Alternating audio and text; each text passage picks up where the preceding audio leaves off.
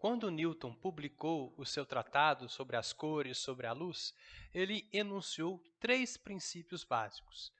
Esses princípios servem de base para toda a teoria da ótica geométrica que nós veremos a seguir, inclusive os espelhos planos, que nós veremos no próximo vídeo. Vamos lá? Newton colocou 3 princípios, então, como eu disse. O primeiro princípio é o princípio da propagação retilínea da luz. É muito simples. A luz, que é representada por raios, que são linhas retas orientadas, como nós já vimos, ela se propaga em linha reta. Ponto. Você nunca vai ter um raio de luz fazendo uma curva. A luz sempre caminha em linha reta. E aqui eu fiz um desenho, coloquei um exemplo de uma fonte de luz pontual, um objeto opaco, C, ou seja, ele não permite a passagem de luz que incide sobre ele, um anteparo A. Anteparo é uma tela, é um objeto, é uma parede, é onde você verá os seus fenômenos ópticos acontecerem. E uma sombra do objeto S. Esse desenho evidencia a propagação retilínea da luz porque um objeto quadrado terá uma sombra quadrada, um objeto redondo terá uma sombra redonda, e assim por diante. Todo mundo já brincou de fazer sombra com as mãos, não é mesmo? Essas sombras sempre, embora elas possam enganar outra pessoa, elas sempre têm o formato das suas mãos e da maneira como você coloca as suas mãos uma contra a outra. Coloquei 2 figuras que evidenciam isso. Inclusive, foi mais ou menos assim que o Newton teve essa ideia da ótica geométrica. Ele analisou um raio de luz que entrava por uma fresta da janela do seu quarto. E ele percebeu que esse raio de luz ele caminhava em linha reta, como esses raios que passam por esses furinhos dessa placa. E ele disse, se o raio de luz caminha em linha reta, eu posso representá-lo como uma reta e analisar tudo geometricamente. Fantástico o pensamento dele e nós utilizamos até hoje. E aqui você pode notar que os raios de luz que passam pelas copas das árvores também caminham em linha reta. Vamos dar 2 exemplos básicos. Básicos que eu digo é que eles aparecem muito nas provas de vestibular e do Enem. O primeiro é o exemplo da câmara escura, que é o princípio básico do funcionamento de toda câmera fotográfica. Pode chamar de câmara escura ou câmera escura, tanto faz. Você tem uma caixa fechada. No fundo dessa caixa, você tem uma folha em branco, ou o filme de uma máquina fotográfica, ou o sensor das nossas câmeras fotográficas de hoje em dia. E é ali que a imagem vai ser formada. Você faz um furinho nessa caixa e a luz só vai conseguir entrar por esse furinho. A evidência de que a propagação da luz é retilínea se dá no fato da imagem ser invertida em relação ao objeto.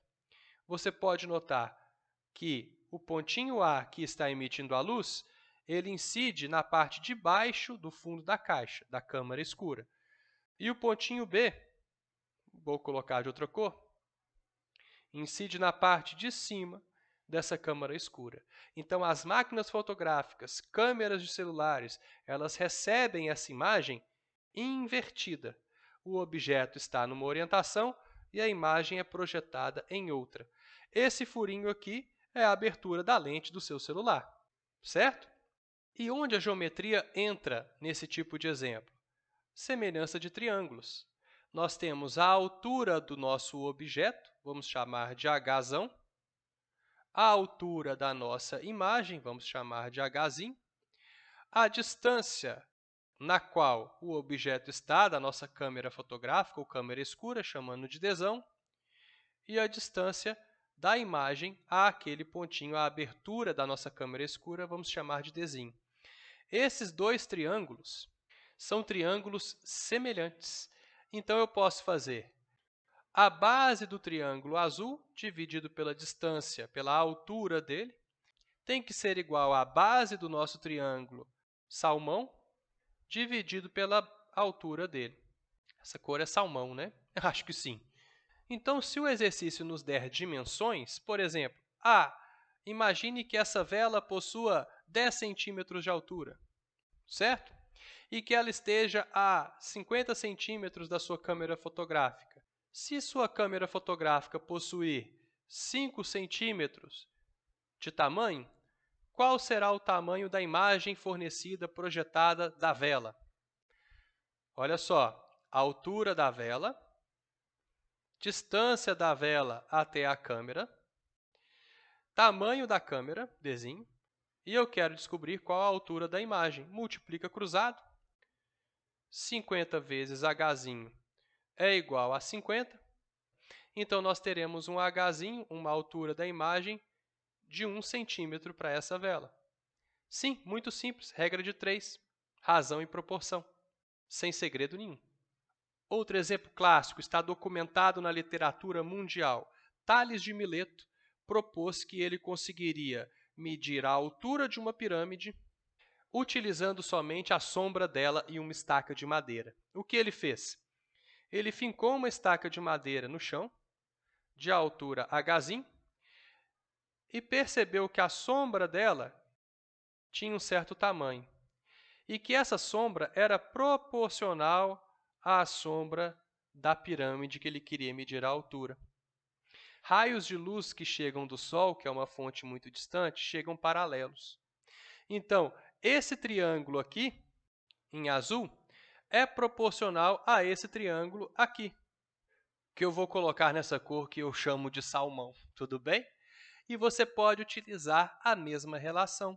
A altura Hzão da pirâmide, que Tales de Mileto queria medir, dividido pela sombra dessa pirâmide, Dzão, tem que ser proporcional à altura da estaca, dividido pelo tamanho da sombra da estaca. É muito mais fácil medir a sombra de uma pirâmide do que medir a altura dela. A sombra você pode medir em passos, por exemplo.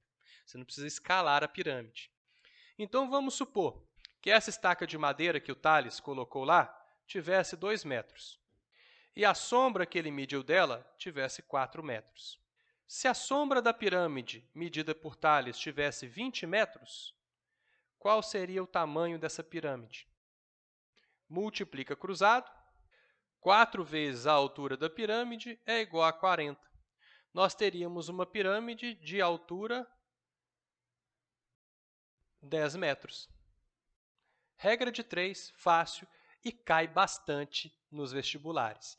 Nessas razões e proporções, teorema de Tales simples, você vai garantir que a sua TRI vai subir bastante, porque são questões fáceis e que agora você vai conseguir resolver.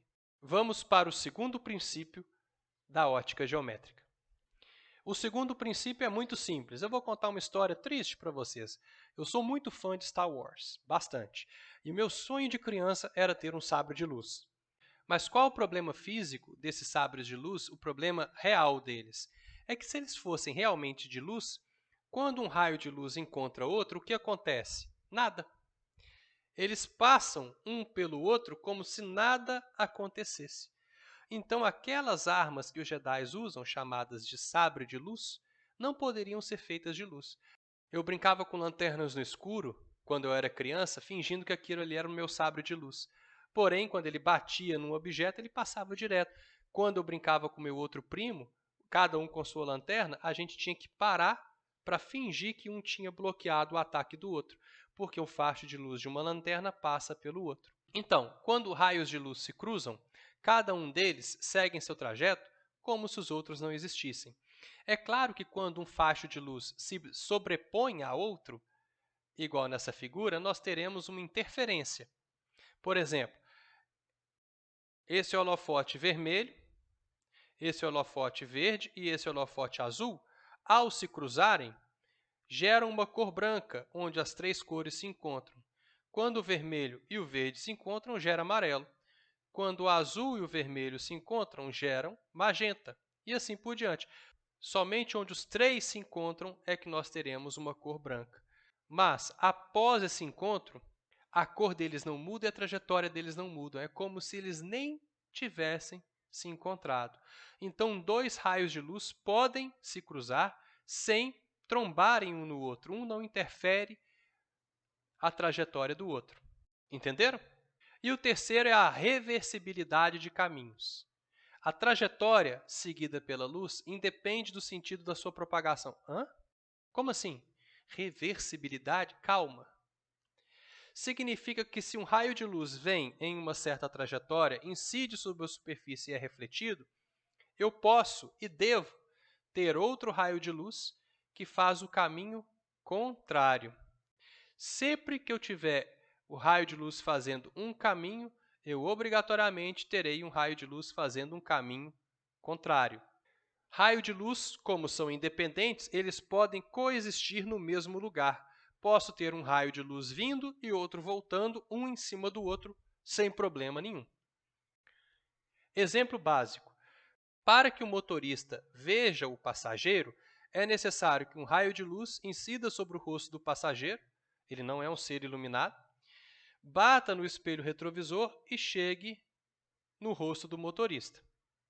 Porém, se existe esse caminho no qual um raio de luz bate no rosto do passageiro, bate no espelho e vai até o rosto do motorista, também existe um raio de luz que faz o caminho inverso. É refletido pelo rosto do motorista, bate no espelho e chega aos olhos do passageiro. Ou seja, sempre que você está vendo uma pessoa no espelho, essa pessoa está te vendo também. Cuidado ao espiar. Faça o teste, pegue o seu celular com a tela desligada, olhe através da tela para uma pessoa próxima a você e pergunte: você está me vendo? Com certeza ela dirá: estou. Se você enxerga o rosto da pessoa na tela do seu celular, a pessoa, ao olhar para a tela do seu celular, verá o seu rosto. Princípio da reversibilidade de caminhos. Simples e poderoso. Um dos assuntos muito recorrentes em provas, tanto do Enem quanto de concursos, é o eclipse. Tanto o eclipse solar quanto o eclipse lunar. A palavra eclipse significa esconder, eclipsar, esconder, fazer sombra. Então imagine que essa minha mão seja o Sol, a aliança que brilha bastante. Quando a minha outra mão passa em frente à câmera, ela vai eclipsar a aliança. Tudo bem? Então, quando a Lua passa na frente do Sol, imagina que a câmera é a Terra, aqui é o Sol e a Lua passa na frente do Sol. Ela vai eclipsar o Sol. Agora vamos pensar o contrário. Vamos pensar que a luz do Sol vem da câmera. Essa minha mão é a Terra, tudo bem? E o meu dedo aqui é a Lua. Quando a Lua passa atrás da Terra, ela se esconde atrás da sombra que a Terra projeta por ser um corpo opaco. E aí, nós teremos o eclipse lunar. Eclipse solar, vamos lembrar de novo. Eclipse solar, aqui está o Sol. É quando a Lua esconde o Sol, eclipsa o Sol. Eclipse lunar é quando a Terra esconde a Lua. Tudo bem? Mas para a gente entender isso melhor, a gente precisa entender da formação de sombra e penumbra. Eu vou mostrar para vocês. Nós temos duas possibilidades para formar sombra ou penumbra. A primeira possibilidade é quando nós temos uma fonte pontual mais um objeto opaco.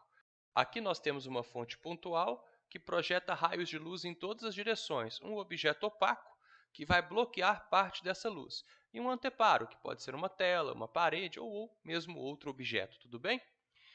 Como essa fonte é pontual, todos os raios de luz têm que sair dela, como nós já vimos. Esse objeto é opaco, um raio de luz que bata nesse objeto vai ser absorvido por ele. Todo raio de luz que incidir sobre esse objeto vai ficar parado nele. Esse raio de luz aqui, que passa bem na quininha do objeto, tá vendo? Bem na quininha, ele consegue atingir o anteparo. É o primeiro raio de luz que consegue escapar do objeto opaco. Da mesma forma, isso acontece na parte de baixo, olha só. Esse raio de luz aqui é o primeiro raio de luz inferior que consegue atingir o anteparo. Qualquer outro raio de luz vai conseguir iluminar o anteparo perfeitamente. Dessa forma, nós temos aqui uma região que não recebe raios de luz. Essa região aqui possui o mesmo formato do objeto, como nós já vimos algumas telas para trás, correto? É o princípio da propagação retilínea da luz. Nessa região, nós dizemos que há formação de sombra, pois ela não recebe raios de luz vindos da fonte pontual, porque o objeto opaco bloqueia a passagem desses raios de luz. Quando nós temos uma fonte pontual mais um objeto opaco, nós temos a formação de uma região de sombra e a formação de uma região que é totalmente iluminada. Tudo bem? Dessa forma, nós temos uma região de sombra e, após a região de sombra, nós temos uma região que recebe luz normalmente pela fonte pontual. Ou seja, quando temos uma fonte pontual e um objeto opaco, nós temos uma região de sombra e, ao seu redor, nós temos uma região completamente iluminada. Mas isso não acontece quando nós temos uma fonte extensa de luz e um objeto opaco. Fica um pouquinho diferente. Porque a fonte extensa é um conjunto de fontes pontuais. Eu posso escolher qualquer pontinho dessa fonte extensa para fazer um desenho parecido com esse. Por motivos de prática, para ficar mais simples, eu recomendo você a sempre escolher pontos extremos desse objeto. Então, escolha um ponto no extremo superior e um ponto no extremo inferior. Você vai fazer mais ou menos o mesmo desenho, simplificado, é claro. Você vai pegar um raio de luz que sai do extremo superior e bate na quina de cima do objeto opaco, e um raio de luz que sai do extremo superior e bate na quina de baixo do objeto opaco. Se isso fosse uma fonte pontual, aqui seria uma região de sombra, e ao redor dela nós teríamos uma região iluminada. Porém, isso aqui é uma fonte extensa. Eu posso fazer o mesmo desenho para o extremo inferior dessa fonte extensa. Então, esse raio de luz bate na extremidade de baixo e bate na extremidade de cima, da mesma forma que os raios que nós pegamos da extremidade superior. Nós continuamos tendo uma região de sombra aqui. Porém, agora nós temos outra região, chamada de penumbra. Quando nós temos uma fonte extensa e um objeto opaco, nós não temos somente sombra e parte iluminada. Nós temos sombra, uma penumbra, que é uma sombra um pouquinho mais clara, e também temos a parte iluminada após essa região de penumbra, porque eu posso muito bem pegar um raio de luz saindo da extremidade inferior, que vai atingir normalmente a parte após a penumbra. E eu posso fazer a mesma coisa com a extremidade inferior. Essa região aqui, ó, em torno da sombra, é uma sombra um pouquinho mais clara, que nós vamos chamar de penumbra. É aquela sombra que fica em volta da sombra mais escura. E da mesma forma, nós temos regiões completamente iluminadas na parte de cima e na parte de baixo após a penumbra. Ou seja, quando nós temos uma fonte extensa de luz e um objeto opaco, nós não temos somente região iluminada e região de sombra. Nós temos região iluminada, penumbra, sombra. Penumbra e região iluminada. A sombra sempre está no meio. Após a sombra, regiões de penumbra. E após a penumbra, uma região completamente iluminada. Tudo bem? Entendido? Agora nós podemos analisar o eclipse solar e o eclipse lunar. Como eu havia dito, o eclipse lunar acontece quando a Lua esconde o Sol para pessoas que estão na Terra exatamente na região de sombra. Olha só, o Sol é uma fonte extensa de luz.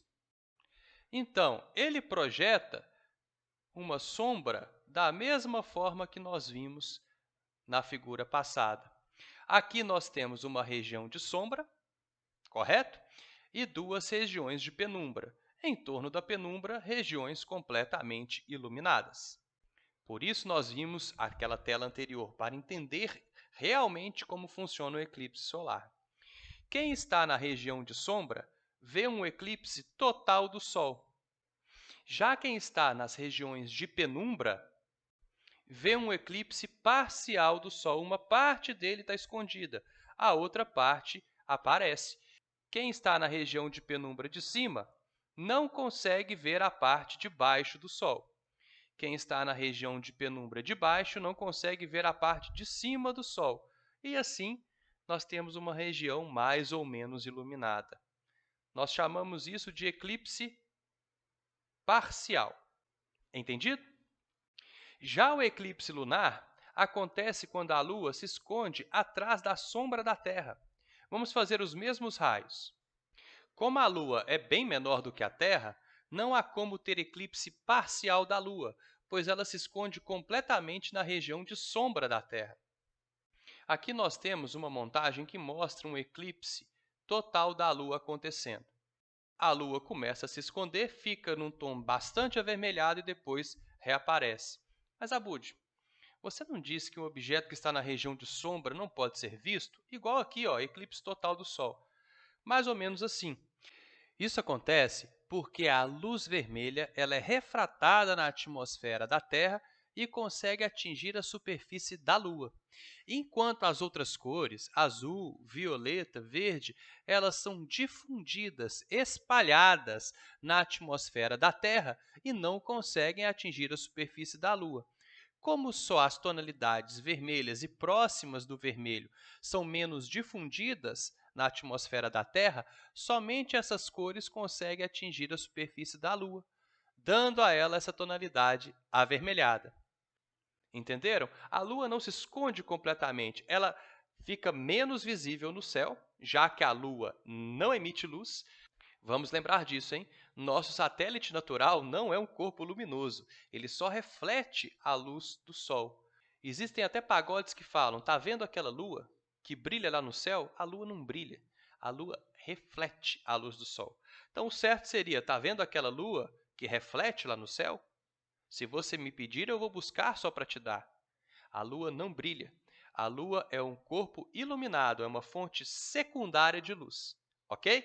Então, como a lua é uma fonte secundária de luz, tudo que ela vai conseguir refletir para quem está na Terra observando esse eclipse são as tonalidades avermelhadas que são refratadas pela atmosfera da Terra. Se você nunca viu uma lua de sangue na sua vida, eu recomendo você a assistir esse fenômeno. É maravilhoso. Talvez um aluno mais crítico possa pensar assim, Abud, a Lua gira em torno da Terra a cada 28 dias. Imagine que o Sol está aí na câmera. Se ela gira a cada 28 dias, por que nós não temos um eclipse lunar a cada 28 dias? E por que nós não temos um eclipse solar a cada 28 dias? É mesmo. Por que será? Porque o eixo de rotação da Lua em torno da Terra é inclinado, assim como o eixo de rotação da Terra em torno do Sol. Não é a todo momento que pode haver um eclipse lunar ou um eclipse solar. Por exemplo, aqui nesse ponto, a luz do Sol consegue atingir a Terra, porque a Lua está abaixo da Terra. Olha só, a luz do Sol pode muito bem vir aqui e atingir a Terra. A sombra da Lua está sendo projetada abaixo da Terra. Tudo bem? Por isso que nesse momento nós não temos um eclipse solar. Para haver um eclipse solar, nós temos que ter um alinhamento perfeito entre Terra, Lua e Sol, para que assim a Lua bloqueie a luz do Sol na superfície da Terra. Isso vai acontecer daqui a pouquinho, olha só. Mais ou menos aqui. Olha só, aqui está acontecendo um eclipse solar nessa região da Terra. A luz do Sol não consegue atingir essa parte aqui da Terra. Aqui seria um eclipse total. E aqui em volta, o eclipse parcial do Sol. É preciso haver um alinhamento certinho do Sol, da Lua e da Terra para que haja um eclipse solar na superfície da Terra. E nós podemos ver também o eclipse lunar acontecendo nessa região. Você pode notar que a sombra da Terra escondeu completamente a Lua atrás dela. Aqui nós vamos ter um eclipse lunar e quem está na parte de trás da Terra não verá a Lua com a coloração normal dela, verá ela mais avermelhada. Nós temos que ter um alinhamento certinho de Sol, Terra e Lua. Então, o eclipse solar ele acontece quando nós temos Sol, Lua e Terra. A parte iluminada da Lua é a parte de trás dela, ou seja, ela está na Lua nova. Só pode acontecer eclipse solar quando a Lua estiver na sua fase nova. Já o eclipse lunar acontece quando nós temos Sol, Terra e Lua. Ela deveria estar em sua fase cheia, onde nós veríamos a sua face iluminada. Porém, como ela passa na sombra da Terra, ela se esconde e fica avermelhada. Eclipse lunar somente na fase cheia, eclipse solar somente na fase nova. Entenderam? Então vamos ver de novo a Lua se movendo em torno da Terra, enquanto a Terra se move em torno do Sol. É maravilhoso, não é mesmo? Entenderam agora o que é o eclipse solar e o que é o eclipse lunar? Espero que sim. Com isso, nós finalizamos esse módulo com os princípios fundamentais da ótica geométrica: propagação retilínea, independência de raios e reversibilidade de caminhos. Espero que vocês tenham entendido. Resolvam as perguntas guias desse módulo, resolvam as questões do PDF e só então passem para o próximo módulo. No próximo módulo, nós veremos os espelhos planos. Espero vocês lá. Vamos lá!